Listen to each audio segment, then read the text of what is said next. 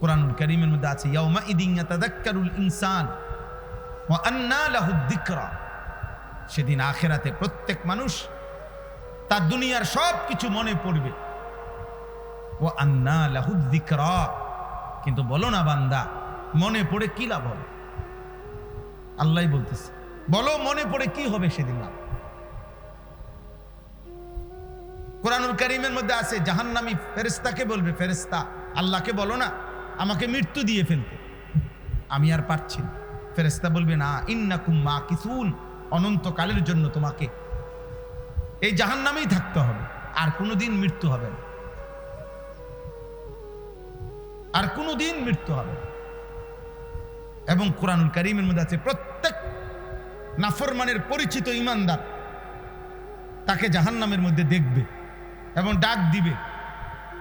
প্রত্যেকের, তুমি কিংবা আমি, যার পরিচিত যে ঈমানদার জান্নাতি হইছে সে তার পরিচিত জাহান্নামী যারা অগর দিকে তাকায় দেখবে ডাইরেক্ট, তাদেরকে দেখে দেখে ডাক দিবে, দোস্ত পেয়েছো তো, তুমি যা করেছ আমি যা করেছি তাও পাইছি,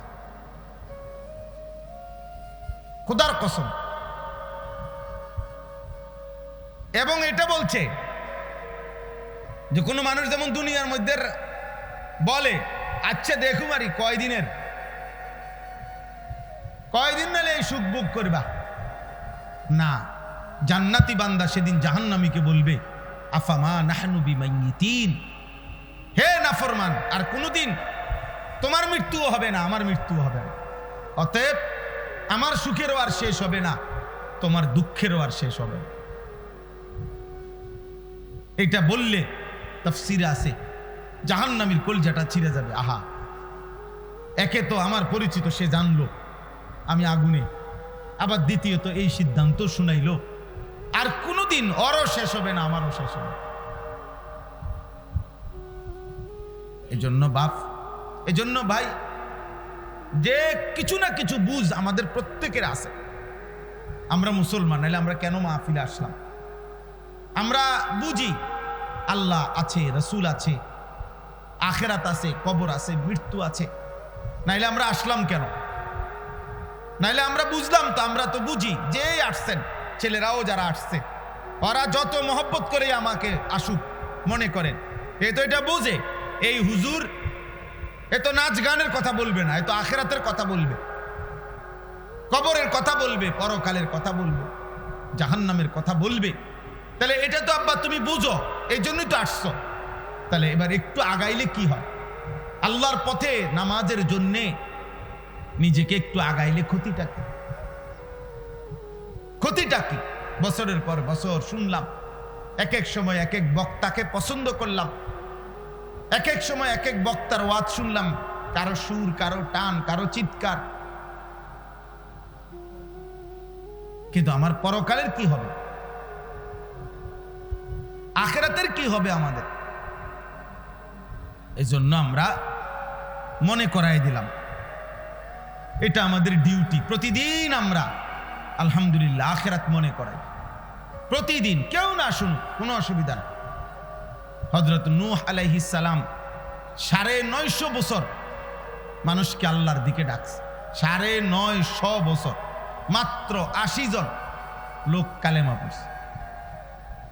৯৫০ বছরে উনার হাতে কালেমা পড়ছে কয়জন? শুধু ৮০ জন, শুধু ৮০। কি পরিমাণ নাফরমান ছিল সেই মানুষগুলো, আজ তাদের কি পরিণতি? আজ তারা কোথায়? পৃথিবীর জালেমরা, পাপীরা কোথায়? ওয়ালাকাদ কাযযাবাল্লাযীনা মিন ক্বাবলিহিম, আল্লাহ বলে যুগে যুগে যারা আমি আল্লাহর কথাকে মিথ্যা মনে করেছে, ফাকাইফা কানা নাকির, আমার বিরুদ্ধাচরণ করার পরিণতি তাদের কি হয়েছে তুমি খবর নাও না। তুমি ইতিহাসের বইতে পড়ো, তোমরা একটা কলেজের ছেলে, স্কুলের ছেলে, মনে করো ভাই আমরা বলছি যে ফেরাউনকে আল্লাহ পানিতে ডুবাইছে, ধ্বংস করে দিছে, তোমার কাছে তার বিকল্প কোনো তথ্য আছে কিনা তুমি খুঁজো, যে না হুজুর আমি পাইছি, আমি গবেষণা করে পাইছি যে না ফেরাউন পানি ডুবে নাই। এর বিকল্প তথ্য আসেনি কারো কাছে। নমরুদের যেই পরিণতি আল্লাহর কোরআন বলছে, এর বিকল্প কোনো তথ্য পৃথিবীর কোনো বেঈমানের কাছেও তো নাই, কোনো কাফেররাও তো, কোনো ইউরোপ আমেরিকার বেঈমানও তো এই কথা খুঁজে পায় নাই, এর ব্যতিক্রম কিছু।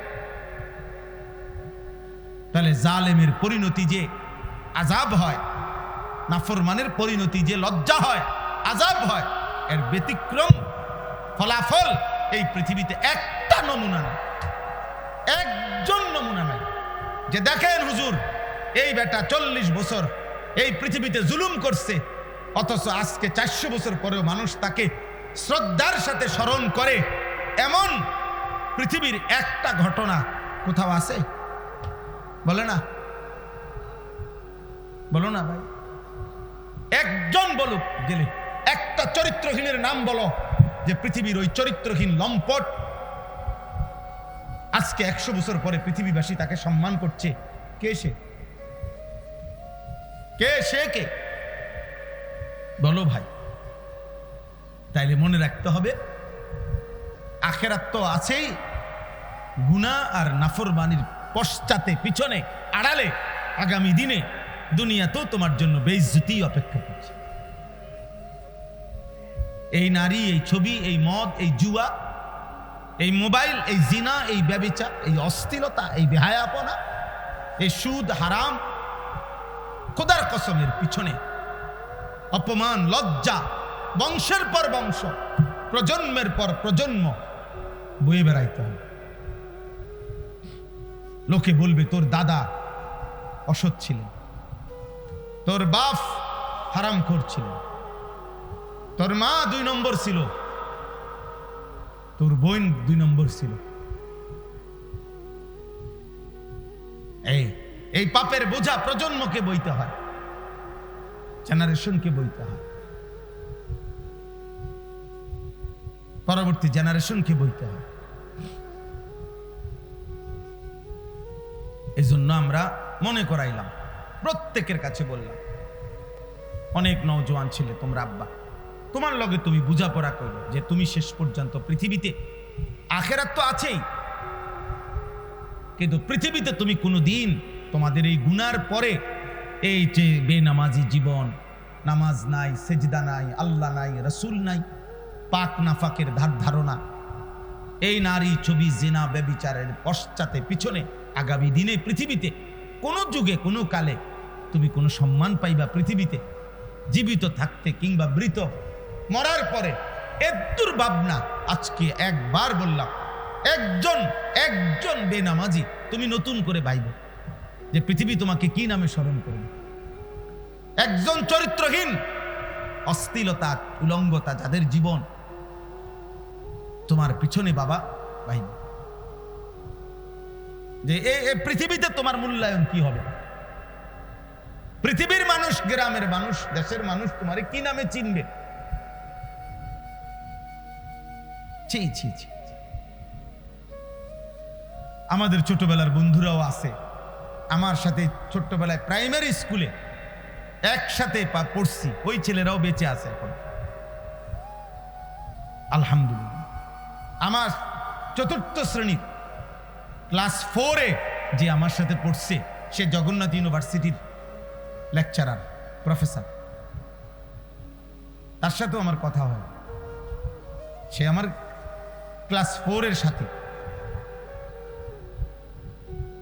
ও বলে, দোস্ত আমি বাকি স্যারদের কাছে, টিচারদের কাছে বুক ফুলাইয়া বলি যে এই মৌলানা আমার বন্ধু, ছোটবেলার সাথী।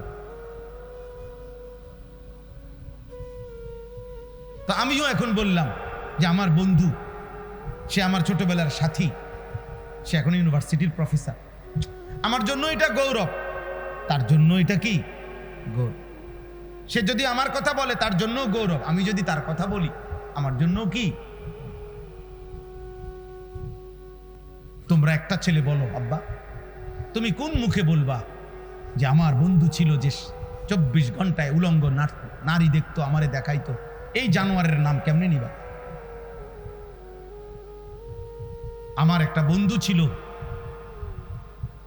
যে কোনোদিন পেশাব করে পানি নিত না, এই হাইওয়ানের নাম, এই কুকুরের স্বভাব, এই প্রাণীর নাম কেমনে নিবা আব্বা?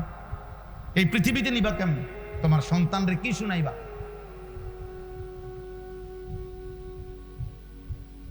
তোমার প্রজন্মকে কি শুনাইবা তুমি? তোমার জেনারেশনকে কি শুনাইবা? একদিন তো তোমার ছেলে তোমার থেকে গল্প শুনতে চাইবে, একদিন তোমার ভাতিজা তোমার থেকে গল্প শুনতে চাইবে, একদিন তোমার ভাগিনা তোমার থেকে গল্প শুনতে চাইবে। তুমি কি বলবা? যে ভাতিজা, আমরা যখন তোদের বয়সী ছিলাম আমরা সারাক্ষণ নারী দেখতাম। হ্যাঁ বলো, লজ্জা বলো বা হাসো, বলো, তুমি বলো। তোমার বিবেকের মধ্যে যদি শয়তানে পেশাব না করে তো বলো। আপন জনকে কি শুনাইবা? আমরা যখন তোদের বয়সী ছিলাম আমরা এক ওয়াক্ত আল্লাহকে সেজদা দিতাম না। ছি ছি ছি ছি ছি বেটা, থুতু তোর কপালে, থু। বেনামাজি তোর কপালে, থুতু বেটা। লানত তোর কপালে, অভিশাপ তোর কপালে, লানত বেটা। বেনামাজির কপালে লানত। আল্লাহ সে বেনামাজি অভিশাপ দিছে। আল্লাহ বলছে বেনামাজি এত অভিশপ্ত যে তাকে মূলত রাজিম, সে তারে উচিত পাথর মাইরা এলাকা ছাড়া করা। এত নিকৃষ্ট।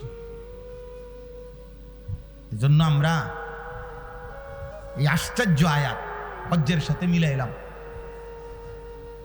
কত হাজার বছর আগে আল্লাহর ঘর কাবা নির্মাণ করছেন ইব্রাহিম আলাইহিস সালাম আল্লাহর হুকুমে, একমাত্র ছেলেকে নিয়ে, ইসমাইলকে নিয়ে। বাহ, বাপ ফুতে মিলে আল্লাহর ঘর নির্মাণ করছে।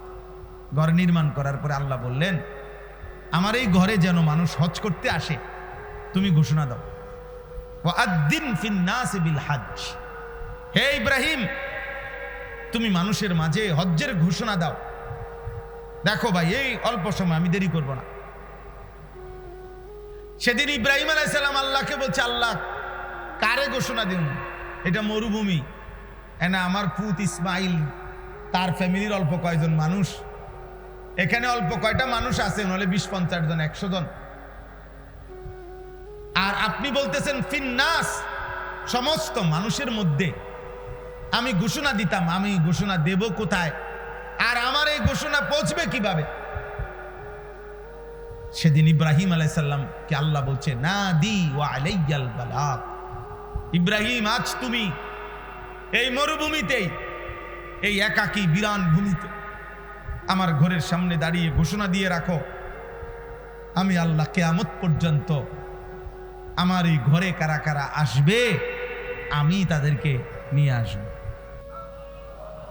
আমি পৌঁছাবো, আমি পৌঁছাবো। ইয়াতুকা রিজালান ওয়া আলা কুল্লি দামিরিন ইয়াতিনা মিন কুল্লি ফাজ্জিন আমিক। আল্লাহ তাআলা বলেন, তুমি ঘোষণা দিয়ে রাখো, অচিরেই আমি আল্লাহ। ওই দেখেন, ও ছেলে, আব্বা তুমি মোবাইল নিয়ে, আব্বা উঠে যাও, বাবা কষ্ট পাইলে বাইরে গিয়া মোবাইল টিপো। হ্যাঁ যাও আব্বা, 2-4 জন চলে গেলে ভালো।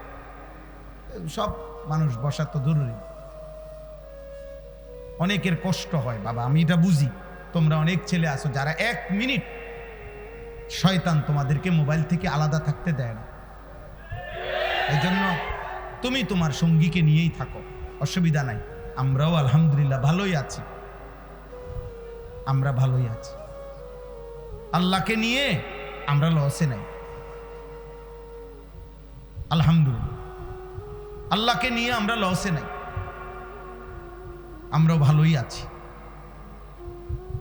কোরআনুল কারীমের মধ্যে স্পষ্ট কথা আছে, মনে রাখবা ভাই।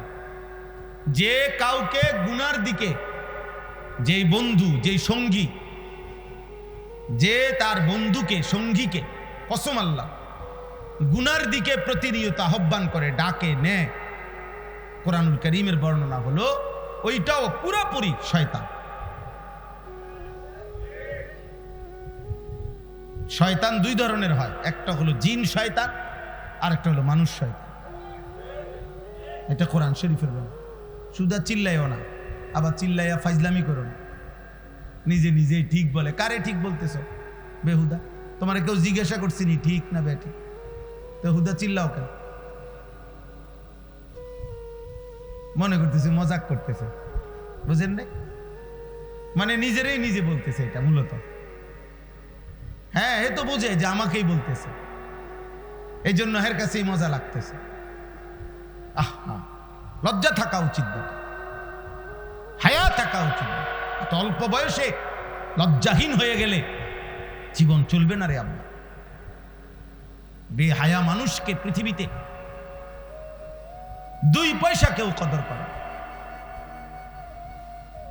হ্যাঁ, এটাই বাস্তব। তুমি বুঝো, তোমার জন্য তুমি শোনো।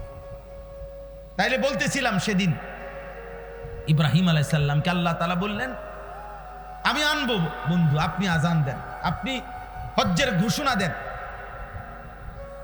কিয়ামত পর্যন্ত যত লোক, কেউ পায়ে হেঁটে ভিতরে কাছে, তারা আসবে, কেউ দূর দূরান্ত থেকে আমার ঘরে আসবে। এত দূর থেকে আসবে, আসতে আসতে মানুষ না, শুধু গাদা, ঘোড়া, খচ্চর, বাহন যেটা দিয়ে চড়ে আসবে ওইটা পর্যন্ত দুর্বল হয়ে যাবে। এত দূর থেকে আসবে, গাড়ির তেল শেষ হয়ে যাবে, বিমানের ফুয়েল শেষ হয়ে যাবে, এত দূর থেকে আসবে। অর্থাৎ পৃথিবীর শেষ প্রান্তে, মাটির শেষ প্রান্ত যদি কোনো মোমেন থাকে, আমি তার কলিজার মধ্যেও আমার ঘরের ভালোবাসা আমি দিয়ে দেব। আর সেটা আমি যাকে পছন্দ করব তাকে, আমি যাকে পছন্দ করব তাকে। আল্লাহ তাআলা বলছেন, আজকে দেখো ভাই, আল্লাহকে মানার বরকতে সেই ছোট্ট ইসমাইল, সেই বাবা ইব্রাহিম আজ কত হাজার বছর পরে প্রতি বছর, প্রতিদিন আল্লাহর ঘরে প্রতিনিয়ত, বছরে একবার হজ মানুষ যায়, আর সারা বছর উমরা আল্লাহর ঘরের উদ্দেশ্যে যায়। সারা বছর লক্ষ লক্ষ মানুষ প্রতিদিন আল্লাহর ঘরের চারদিকে ঘুরতেছে, মিনা আরাফায় যাইতেছে হাজিরা প্রতি বছর। আর প্রত্যেকবারই ইব্রাহিমের কথা মনে পড়ে, ইসমাইলের কথা মনে পড়ে। সাফা মারওয়া ধরতে গেলে হাজেরার কথা মনে পড়ে, সন্তানের কথা মনে পড়ে, মায়ের কথা মনে পড়ে, মায়ের কথা মনে পড়ে, বাবার কথা মনে পড়ে। এই জন্য আমি বললাম, আল্লাহ তাআলা বললেন হজ আমার এমন একটি ইবাদত, আমি আল্লাহ তাআলা ইব্রাহিমের মাধ্যমে সেদিন ঘোষণা দিলাম, আর কিয়ামত পর্যন্তের জন্য আমি আল্লাহই পছন্দ করে যাদেরকে আমি চাই, আমি তাদেরকে আমার ঘরে নিয়ে আসব, আমি তৌফিক দেব। ভাত মাছ আমি সবাইকে খাওয়াবো, পেশাব পায়খানা সবাই করবে, দুনিয়ার বাড়ি, বিল্ডিং, দালান, আব্বা সবাই ভোগ করবে, কিন্তু আল্লাহর ভালোবাসা, আল্লাহর ঘরের ভালোবাসা, আল্লাহর ইবাদতের তৌফিক, খোদার কসম, আল্লাহ তাআলা শুধুই যাকে পছন্দ করে তাকেই দান করে। এই জন্য আমরা হতাশ হই না। প্রতিদিন আমরা চোখের সামনে দেখি, প্রত্যেক ওয়াক্ত নামাজের সময় আমাদের লক্ষ লক্ষ সন্তান এক ওয়াক্ত নামাজ পড়ে না। চারিদিকে আমরা হতাশ হই না, আমরা জানি সেজদা দিবে সে মালিক পছন্দ করে রাখছে যাকে। ভাত আল্লাহ বলে নিছে যে আল্লাহ খাবার আমি সবাইরে খাওয়াবো, খানা আমি কুত্তারেও খাওয়াই, ওরেও খাওয়াবো, খানা আমি শুকররেও খাওয়াই, আমি ওরেও খাওয়াবো, খাবার আমি ফেরাউনকেও দিছি, খাবার আমি নমরুদকেও দিছি, পরে দিব না কেন? দুনিয়া ভোগ করতে দিছি আমি নমরুদকেও। এখনো যারা নাস্তিক, আল্লাহ তাদেরকে দুনিয়া ভোগ করতে দিছে, প্রতিদিন ভোগ করছে, অথচ সে আল্লাহকে মানে না। আমি নিজে একবার 4টা ছেলেকে দেখছি, আমি কথা বলছি, ইউনিভার্সিটির ছাত্র, ওরা পরিষ্কার বলছে হুজুর আল্লাহ বলতে কিছু আছে, সৃষ্টিকর্তা, আমরা এটা মোটেই বিশ্বাস করি, অথচ সে পড়ছে, খাইতেছে, ঘুমাইতেছে, দুনিয়া ভোগ করছে রে আব্বা, আল্লাহকে স্বীকারও করে না। আল্লাহ বলতে কিছুই নাই তাদের ধারণা। তসলিমা নাসরিন, ওই বেটি আরো কত আগে, আমরা যে সময় ছোট, আজ থেকে নয়তো 30 বছর আগে, 35 বছর আগে এই বেটির বিরুদ্ধে আমরা মিছিল করছি। নাস্তিক সে, আজও সে বাইচা আছে, আল্লাহ তারে এখনো খাওয়াইতেছে। দুনিয়া মালিক যাকে তাকে খাওয়ায়, সবাইকে, অনুগত, অবাধ্য, ইমানদার, নাফরমান, কাফের, মুশরিক, বেঈমান, মানুষ, জানোয়ার, কীট পতঙ্গ, জন্তু। কিন্তু আখিরাত, খুদার কসম আল্লাহ বলছে, পরকাল ইবাদত, বন্দিগি, সেজদা, হজ, কুরবানি, আল্লাহর গোলামি, আমার ইবাদত, আমার হুকুম পালন, এটা আমি যাকে পছন্দ করি তাকেই শুধু তৌফিক দিয়ে থাকি। যার ফলে ইমানদার হাজার ব্যস্ততার ভিতরেও তার নামাজ ছুটে না। আমার শায়েখ আল্লামা মুফতি মুশতাকুর নবী সাহেব বলে, মুনাফিক ফজরের নামাজ পড়তেই পারে না, মোমেন ফজরের নামাজ ছাড়তেই পারে না। গোলাম তার মনিব আল্লাহকে ভুলতেই পারে না, নাফরমান তার মনিবের কথা মনেই পড়ে না, মনেই পড়ে না। আপনি দেখেন, সে তার সাধারণ থেকে সাধারণ বন্ধুর কথা মনে রাখছে, এত বড় আল্লাহ যে তাকে 24 ঘন্টা লালন পালন করে, সে তাকে একটা বারও মনে করে না, একটা সেজদা দেয় না। আমার তো প্রায় এটা মনে হয়, বেনামাজিকে যদি কোনো কুত্তার জবান থাকতো, কুত্তা থুতু দিত। শুকরের যদি জবান থাকতো তো সে থুতু মারতো তার পাপা, বলতো, বেটা আমি কুত্তা তো এই জন্য সেজদা করি না, যেহেতু আল্লাহ আমাকে বলে নাই, তোকে তো বলছে, শুধু বলে নাই, তোকে ডাকতেছে প্রতিদিন 5 ওয়াক্ত নামাজে তোকে ডাকে, তুই কেমন জানোয়ার রে, আল্লাহকে একটা সেজদা দাও না। কুকুরের জবান থাকলে কুকুর বলতো, শুকরের জবান থাকলে শুকর বলতো। এজন্য প্রিয় ভাই, নিজের উপরে দয়া করো, তোমার উপরে তুমি দয়া। শেষ পর্যন্ত মনে রাখতে হবে, আমরা যদি নিজের কথা নিজে মনে না রাখি, পৃথিবীর কারোর সময় নাই, সবাই সবাইকে নিয়ে ব্যস্ত, কারো হাতে টাইম নেই, কারো হাতে, সবাই ব্যস্ত, সবাই ব্যস্ত, সবাই। এমন অসংখ্য বাপ আছে, উনি গত 6 মাসে উনার ফুতেরে এক শব্দ কথাও জিজ্ঞাসার টাইম পাইছে না। উনি যে সময় রাত্রে আসে ফুতেও ঘুমায়, উনি যে সময় ভোরে চলে যায় সে সময় হইতে ঘুমায়। বেডিরে বলে দিছে টাকা পয়সা যা লাগে কইও নিতে, আছে না এমন? ব্যস্ত, সবাই ব্যস্ত, আপন বাবাও ব্যস্ত, আপন মাও ব্যস্ত, এই পৃথিবীর সব ব্যস্ত, আমরা কারো হাতে টাইম নাই। অতএব আমি যদি আমাকে ভুলে যাই, আমারে মনে করাই দিবে কে? আমারে আল্লাহ মনে করাই দিবে কে? একদিন আমি কবরে চলে যাব, একদিন আমি জাহান্নামে চলে যাব, একদিন জাহান্নামের আযাবে চলে যাব। নাউযুবিল্লাহ, আল্লাহ আমাদেরকে হেফাজত করে। তাইলে আল্লাহ তাআলা বললেন, লিয়াশহাদু মানাফিআ লাহুম ওয়া ইয়াযকুরু ইসমাল্লাহি ফি আইয়ামিন মা'লুমাত আলা মা রাযাকাহুম মিন বাহিমাতিল আনআম। আল্লাহ বলেন, আমার ঘরে আমি কেন আনবো আমার বান্দাকে? এই যে কাবা, মসজিদে হারাম, এই যে এখন লক্ষ লক্ষ হাজিরা পৌঁছে গেছে আল্লাহর ঘরের কাছে, আল্লাহ বলেন আমি কেন নেই? আল্লাহ বলেন আমার বান্দাকে আমি তার নিজ চোখে, আমার আল্লাহ বলে তার কল্যাণ, তার দুনিয়া আখিরাতের উপকার তার নিজ চোখে দেখাইবার জন্য আমার ঘরে আমি নিয়েছি। আমি তাকে কল্যাণ দেখাবো, আমি তাকে আখিরাতের এবং দুনিয়ার কল্যাণ আমি নিজে তাকে দেখাবো। ওয়ায়াযকুরু ইসমাল্লাহি ফি আইয়ামিন মা'লুমাত আলা মা রাযাকাহুম মিন বাহিমাতিল আনআম। আল্লাহ বলেন, এবং কুরবানির জন্য যে কয়টি দিন আমি আল্লাহ নির্ধারণ করেছি, সেই কয়টি দিনে আমার বান্দা আমি আল্লাহর স্মরণ করবে, জিকির করবে। এই উদ্দেশ্যে আমি আল্লাহ কুরবানির বিধান দিলাম। এখানেও এই কথা স্পষ্ট, দ্বিতীয় অংশ। আমরা যারা মনে করি ঈদ মানে আনন্দ, অথচ আল্লাহ তাআলা বলছে ঈদ মানে জিকির, ঈদ মানে আমার স্মরণ, ঈদ মানে আমার বন্দিগি, ঈদ মানে আনন্দ না, ঈদ মানে হারাম না, ঈদ মানে গান না, ঈদ মানে নাচ না, ঈদ মানে আল্লাহর জিকির। আল্লাহ বলছে কোরবানির নির্দিষ্ট দিনগুলোতে আমার বান্দা যেন আমাকে স্মরণ করতে পারে, এজন্য আমি কোরবানির বিধান দিলাম। আমি হালাল প্রাণী জবাই করার অনুমতি দিলাম। ফাকুলু মিনহা ওয়া আতইমুল বাঈসাল ফাকির।